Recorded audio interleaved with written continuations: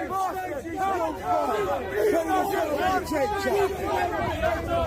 statist! You're a child abuser! You child abuser! You child abuser! Where's Jimmy Savile? Where's Jimmy Savile?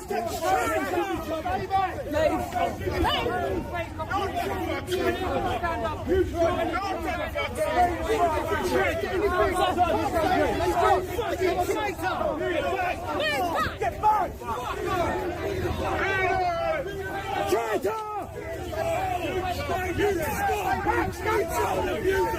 Breaking. The clatter of a single police shield dropping onto the pavement slices through the noise in Parliament Square. The echo rolls across the crowd. Within moments, around 40 more officers follow, letting their shields fall in a chain reaction. That single moment becomes the turning point, the instant the British government loses control of the capital. What you're about to hear isn't the story of a riot. It's the story of something deeper, a moment when trust between ordinary people and the state cracks open. And the shocking part is that the entire breakdown unfolds in less than 6 hours. If you want to understand how democracies unravel, not slowly, but suddenly, hit subscribe. Because what happened on this night is far from over. March 15, 2024. The clock reads 8:04 p.m. Prime Minister Keir Starmer sits inside a secure operations room within 10 Downing Street. In front of him, a large central monitor has a live drone feed showing roughly 3,000 protesters packed tightly across Whitehall. The mood on the street is tense. The mood inside the room is colder, analytical, procedural, controlled. Facing the protesters is a tight formation of riot police in full protective armor. Shields locked. Batons in hand. Helmets reflecting the blinking lights of emergency vehicles. Starmer gives the command in a calm, steady tone. Push them back. Clear the square. Use necessary force. The police begin their advance with precision. Their shields remain interlocked, forming a moving wall. Their boots strike the ground in a synchronized beat, one step, then another. It's a rehearsed tactic designed to intimidate. The idea is simple: overwhelm the crowd psychologically. Show force. Make them retreat. This drill has been run countless times at protests, sporting events, and political gatherings. And almost every time, it works exactly as intended. But tonight refuses to follow the script. The people in front of them don't scatter. Instead, the entire crowd, nearly 3,000 strong, erupts in a unified chant. We are not leaving. The officers continue pushing forward. The gap between police and protesters tightens. Bodies press against bodies. The tension mounts so sharply it feels like the air itself could snap. Then, the moment that triggers everything. A magnesium flare streaks upward into the dark sky, bright, blazing red with a tail of heavy smoke. It arcs downward and hits the pavement between the police line and the front row of protesters. The explosion that follows is instant and overwhelming. A burst of white-hot light. A violent, cracking sound that rattles windows around Parliament Square. Police horses recoil in panic. Officers flinch, stumble, and momentarily lose formation. And that's all the crowd needs. They surge forward. Within minutes, security barriers are torn from the concrete, held overhead like improvised battering rams. Metal fencing becomes a weapon. 2 police vans parked near the cenotaph catch fire, bright orange flames licking the night sky. The ringing clash of metal against riot shields builds into a booming, irregular rhythm, a thunderous sound so loud that it wipes out police radio communication. Whitehall is effectively lost. And the government's attempt to use force doesn't calm anything, it pours fuel on the fire. While violence grows in the streets, a second conflict begins online. And in this arena, the government is completely outmatched. Inside Number 10, advisors scramble to reach major broadcasters. BBC and Sky News immediately switched to heavily sanitized footage from earlier in the evening. Calm streets, small confrontations, nothing remotely close to what is happening now. It's a deliberate blackout. Control the narrative. Contain public fear. Prevent the situation from appearing worse than it is. But the era of tightly managed news is gone. Within 3 minutes, not hours, not half an hour, but 3 minutes, raw, unedited videos flood Twitter, TikTok, and Telegram. People standing in flats above Whitehall film the chaos below. Others record from behind bushes, from sidewalks, from taxis stopped in gridlock. The footage is shaky, but authentic. It's impossible to deny. The most damaging video of the night shows one isolated police van surrounded by a crowd. The windows are smashed. A single person throws a Molotov cocktail through the shattered windshield. Flames swallow the inside almost instantly. The caption reads, "London has fallen." It hits 1 million views in 5 minutes. Then, at 9:47 p.m., both BBC and Sky News abruptly switch to static with the message. Technical difficulties. Please stand by. Everyone knows the message is fabricated. And the attempt to hide reality doesn't calm anyone, it triggers more anger. Crowds swell in size, not just in London, but around the country. Reports arrive of thousands gathering in Birmingham, Manchester, Leeds, Bristol, and Liverpool. 5 major cities. Same scenes. Same chants. Same refusal to comply with police orders. This is no longer a regional protest. It's a nationwide eruption. On social media, every person becomes a broadcaster. Every recording becomes evidence. Every upload accelerates the collapse of the government's narrative. By 10:30 p.m., the hashtag London has fallen is trending worldwide with over 50 million impressions. In the digital battlefield, the government has clearly lost. Inside the Metropolitan Police Command Centre, things go from critical to catastrophic. The main airwave communication system begins to fail, not because of an attack, but simply due to overload. Officers are sending Code 0 messages at a rate never seen before. Code 0 means one thing: an officer believes their life is in immediate danger. Normally, these alerts are incredibly rare. But tonight, dispatchers receive dozens per minute. The system can't keep up. Radios dissolve into static mixed with overlapping, frantic voices. Command structure breaks down. Officers on the ground hear nothing but silence, and silence, in moments like this, is terrifying. It means backup might not come. Meanwhile, the situation outside worsens. Waterloo Bridge is taken by a highly coordinated group. Then Blackfriars Bridge. Then London Bridge. 3 major crossings seized within 20 minutes. Central Westminster becomes sealed off. More than 50,000 people find themselves stuck inside the exclusion zone with no safe exits. Downing Street becomes a fortress surrounded on all sides. Inside the Cobra emergency room, reports keep arriving rapidly.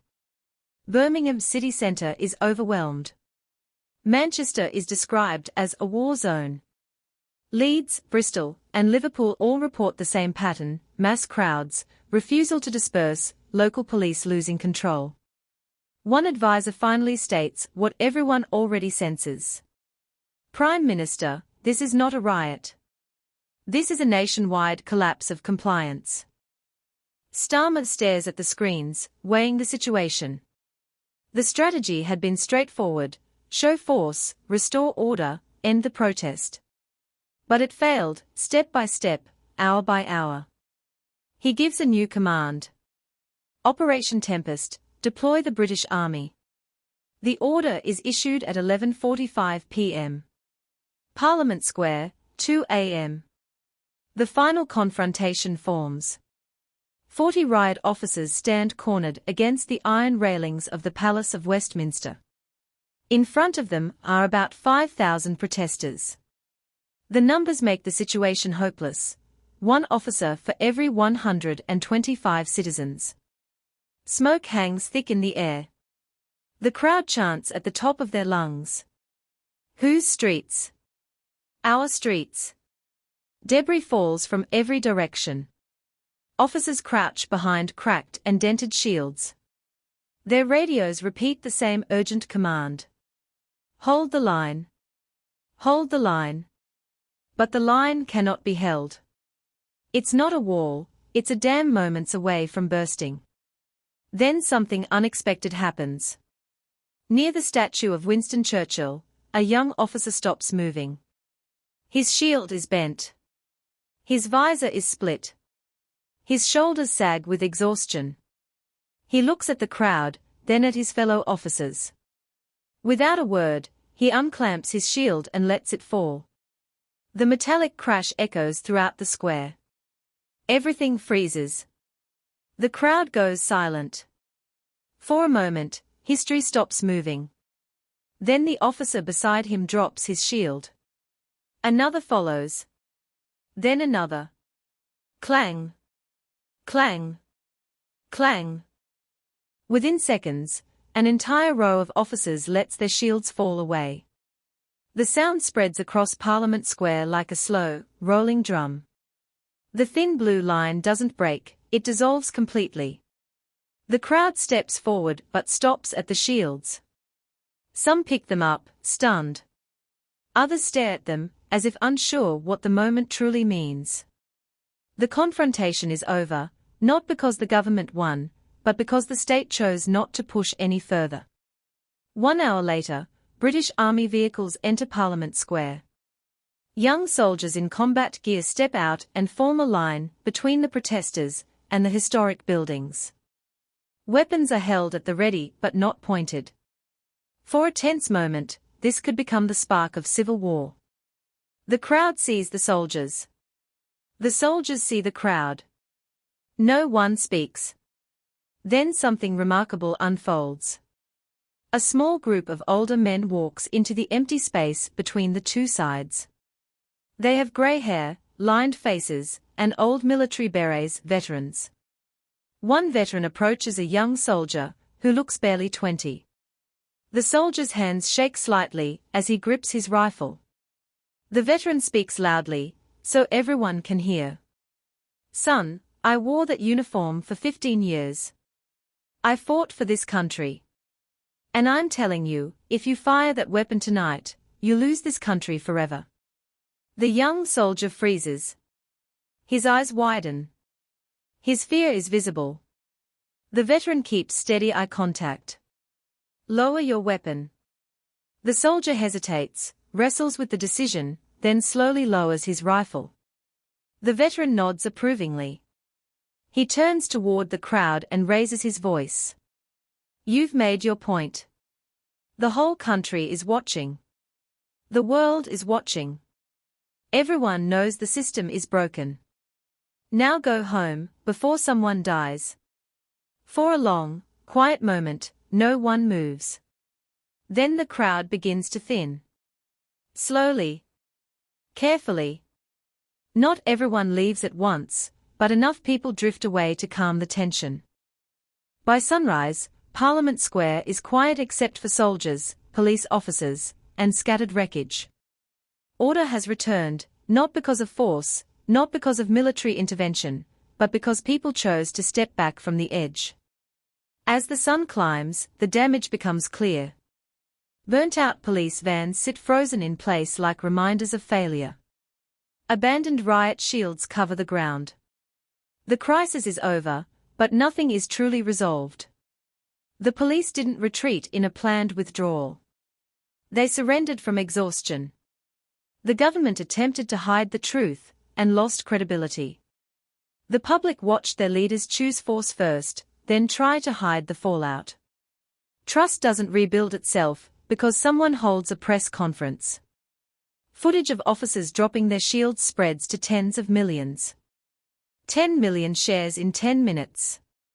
That clip becomes a symbol, a signal to every city. The system is not unbreakable. The government is not infallible. Compliance is not guaranteed. Officials will try to dismiss this as an isolated event. They'll blame outside agitators. They'll announce formal inquiries. But people have saved the receipts, the videos, the witness accounts, the live streams. And people remember. So what happened on this night? It was not a revolution. It was not a coup. It was a warning. When governments rely on force instead of trust, they weaken themselves. When leaders attempt to control information in a world of smartphones, they lose credibility. When authorities treat citizens like adversaries, they create deeper resentment. The veterans who stepped between the crowd and the military understood something the government had forgotten. Power does not come from weapons. Power comes from consent. And when enough people withdraw that consent at once, the system stops functioning. That's what happened in Parliament Square, not a victory over the state, but a withdrawal of cooperation. And the lesson that should unsettle every government is this. It happened quickly.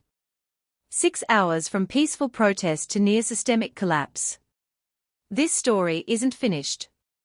The real question is not whether something like this will happen again, but when and where. If you want to understand how governments react to public anger, how mass protests spread, and what happens when the social contract snaps, subscribe now. We are tracking it in real time. Here's the question for you.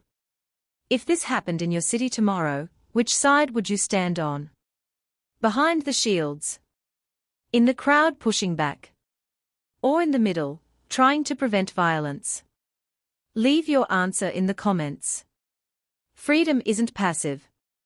It requires awareness, involvement, and a willingness to question official stories. That begins right here. Subscribe. Share this. Talk about it. Because next time, no one will be able to say they didn't see it coming.